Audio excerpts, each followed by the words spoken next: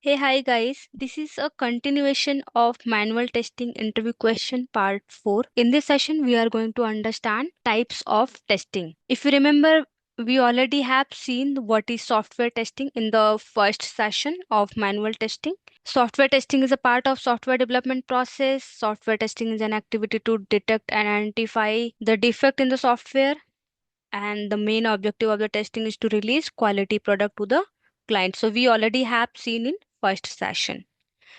Today we are going to understand these two types, functional testing and non-functional testing. Let's understand what is functional testing. So there are two type of testing. One is functional testing, another one is non-functional testing. We are functional tester, we do functional testing. So let's understand what is functional testing. Functional testing means interface between user and software, where user can interact with the software. That is called functional testing. Where user can interact with the software or application, that is functional testing. Let me give you one example. Let's open facebook.com.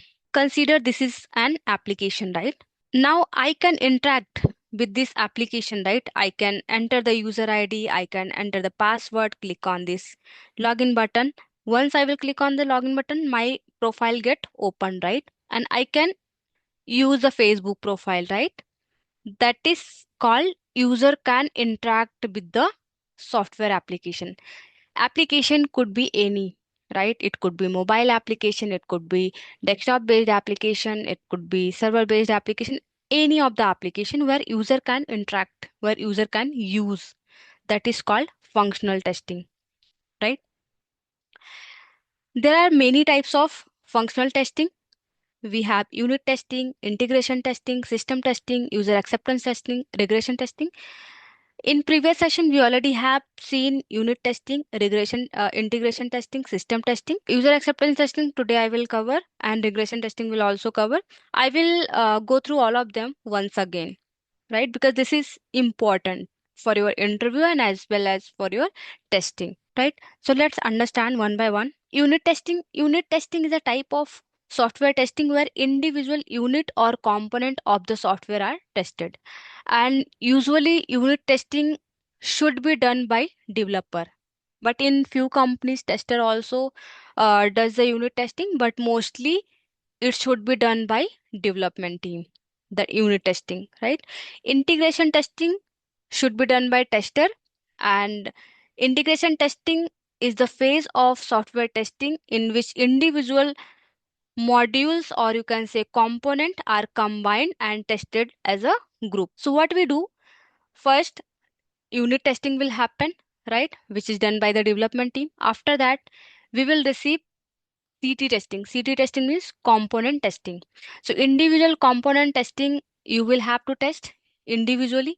Once individual component testing has completed, then developer will combine all your component in one place, right?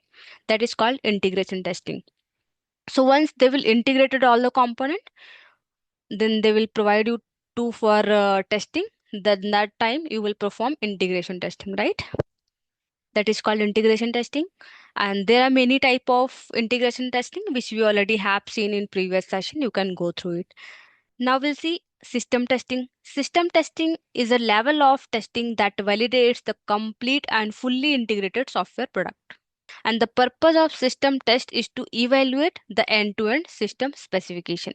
Like we call it sometimes end-to-end testing, right? E2E testing.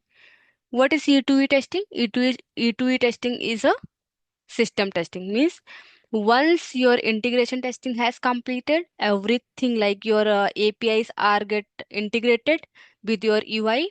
At that time, we perform system testing. That is called end-to-end testing also. Now we understood what is system testing. In one word, you can say system testing is a end-to-end testing where everything is get integrated, like your APIs, your UIs, everything in place, right? Your APIs are get integrated with your UI.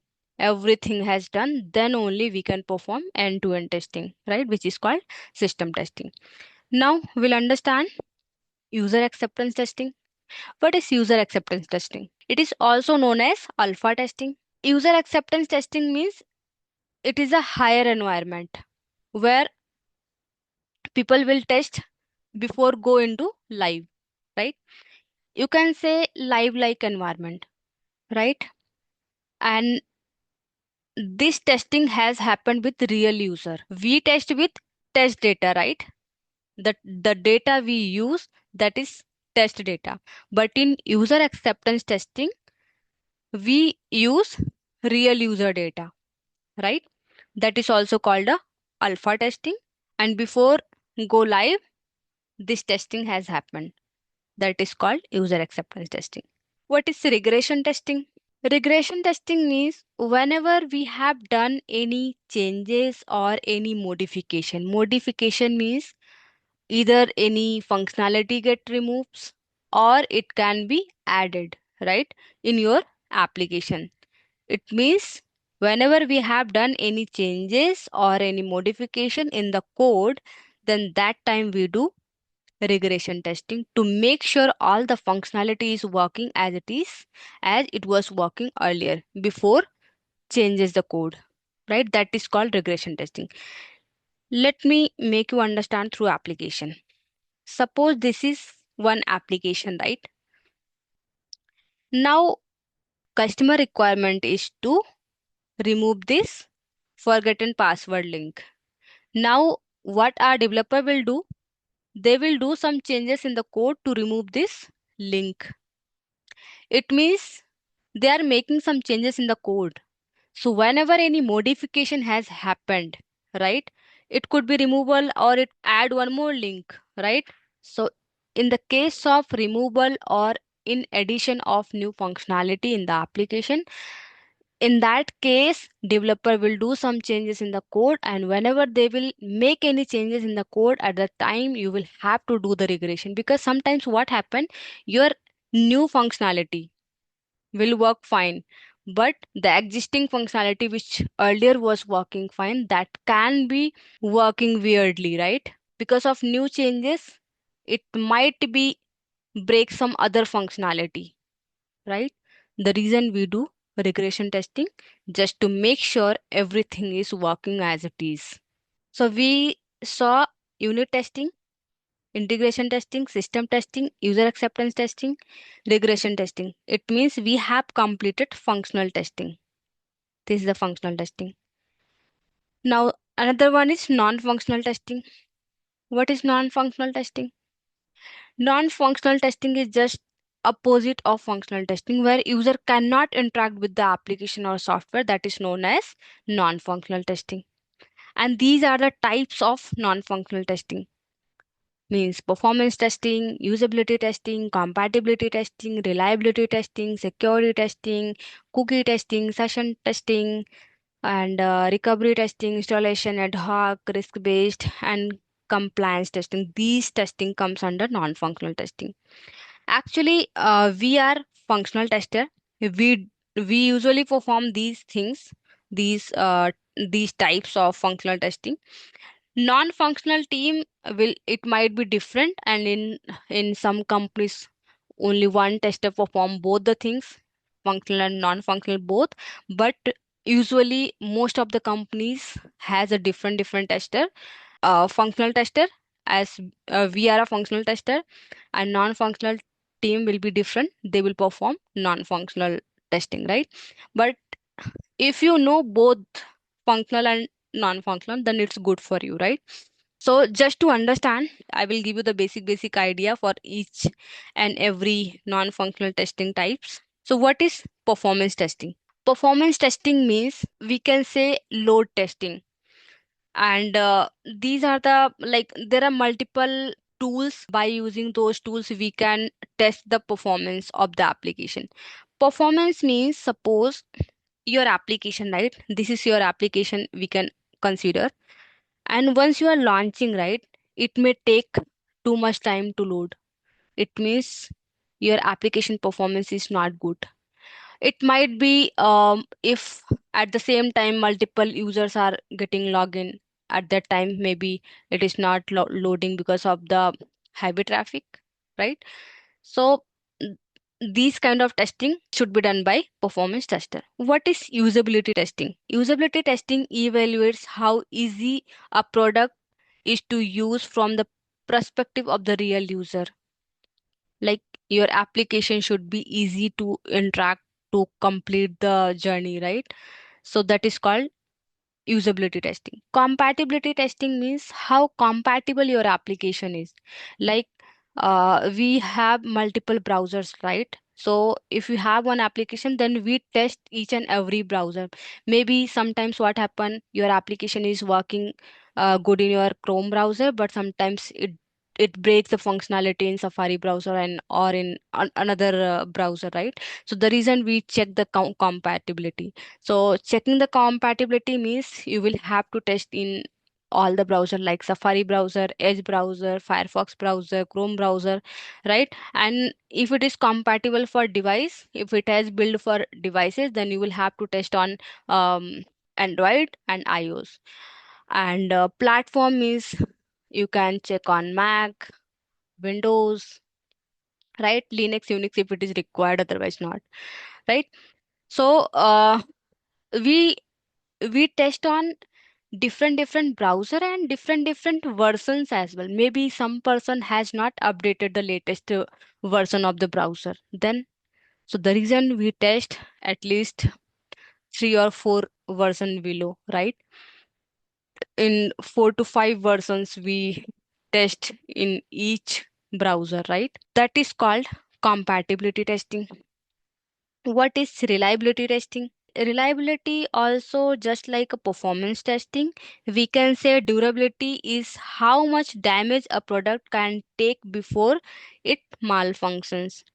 So that is also just like a load testing, means how reliable your application is, right? Security testing is aimed to ensure that software is secure from malicious attacks, unauthorized access, or we can say data breaches, right? So the reason we test security testing so that attackers cannot breach, unauthorized person cannot access your application, right? That is called security testing. Now, what is cookies testing? Cookies testing is a small piece of information that is used to track where the user navigated throughout the page of the website. That is called cookies testing. Session testing, what happens sometimes while filling the application. Suppose you left ideal your application, you are not doing anything, you are not performing any action. In that case, you should get one session timeout pop-up, right? So it should be proper timing to get the session timeout pop-up. Recovery testing, we already completed in previous session. Recovery testing checks how well an application can recover from crashes or you can say failure, right? That is called recovery testing. Installation testing means uh, like if any installation is required to run your application in your machine, at the time we do installation testing. Ad hoc testing means random testing. Like for ad hoc testing, you don't need any test cases, test scenarios. Randomly, you can click back and forth and try to find out the bug. That is called ad hoc testing. Risk-based testing. Risk-based testing applies the principles of risk management to test activities. That is called risk management testing. Compliance testing, compliance testing, we can say auditing. Auditing for adherence to a policy, a rule, or regulation, that is called compliance testing. So these are the basic knowledge of non-functional testing types. We should be aware whether we are doing non-functional testing or not, but we should have a general knowledge. Thanks for watching this video. If you have any doubt, you can ask me in the comment. Thanks for watching this video.